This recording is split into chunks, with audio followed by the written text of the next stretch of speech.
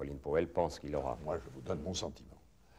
Et ma conviction, c'est que ce soir, cette résolution comportant un ultimatum et donc donnant le feu vert international à la guerre n'a pas une majorité de 9 voix. Autrement dit, la France n'aurait pas besoin d'utiliser son droit de veto pour À partir de là, c'est exactement ça, à partir de là, naturellement la France fera partie, il y aura des nations qui voteront non, dont la France, il y en aura qui s'abstiendront, mais en tous les cas, il n'y aura pas, dans cette hypothèse, une majorité. Donc, à ce moment-là, il n'y a pas de problème de veto. Et si c'est le contraire?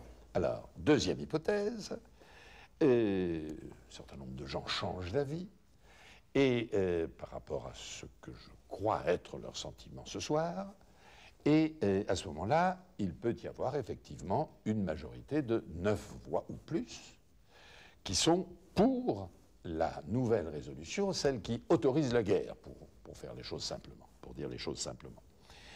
À ce moment-là, la France votera non.